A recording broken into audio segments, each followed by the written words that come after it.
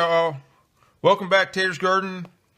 We're going to do an inside video today. We're going to do some garden planning. Hope it's helpful. If you've never done it before, this is the process I use, and with 2 acres of garden, it's needed.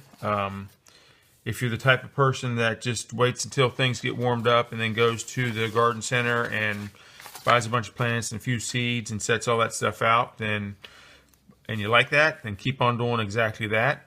If you want to get into it a little bit deeper, then these might be helpful tips and tricks. So the first thing I do is I get a calendar. I printed these. These are just calendar pages that I printed off the internet.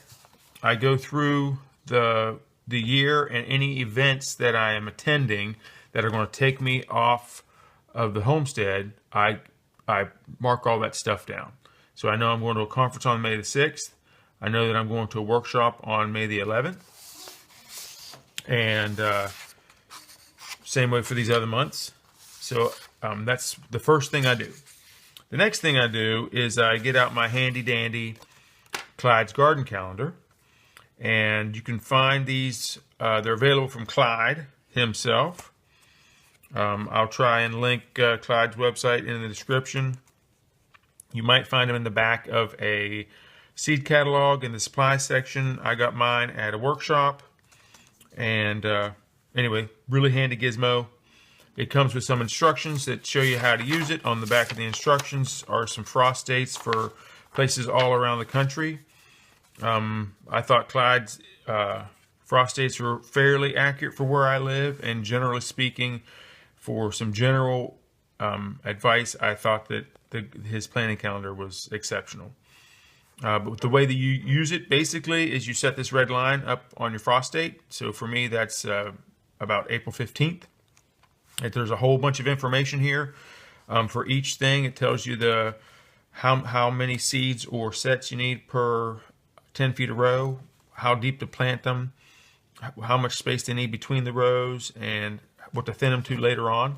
So there's a lot of great information. You can certainly, I don't follow strictly Clyde's recommendations, but I think that he does have a lot of great general information on his garden planner here. So like I said, I'm going to set mine for April the 15th, and we'll do a few examples really quick. So if I wanted to plant some peas, Clyde says I need to plant them on March the 8th, and I should be able to start picking them on May the 3rd. And so on March the 8th, I'm going to write down plant some peas. And on March the 1st, then I'm going to remind myself that I need to get that space ready for those peas. And then for lettuce, if we're going to do some lettuce, if we're going to grow a transplant, we should seed that lettuce on March the 8th, and then we'll be able to plant that lettuce out on March the 29th. So we got our seed our lettuces in there. We're going to plant our lettuce on the 29th. Better remind myself to till my lettuce a week before. And then we can do a tomato example because I love tomatoes. So we're going to seed our tomatoes on the 22nd, and we're going to set those out on May the 10th. And so we'll go to another page here, May the 10th. We're going to put out, plant those tomatoes. And I'm even going to, when do we plant them? We plant them in March, 4 weeks. Sometimes I'll grow my tomatoes a little longer, and I'll transplant them up into a bigger pot. I'll start them in a 72 flat. So it's a regular nursery flat that has 72 cells in it, and I'll let them go for a month in that, or until they get up to 2 leaves. Then I'll set those out into 3-inch pots and plant them up. And so my whole grow out for tomatoes, for me, takes 10 weeks, and it looks like Clyde's giving us 8. So like I said, Clyde has a great general tool.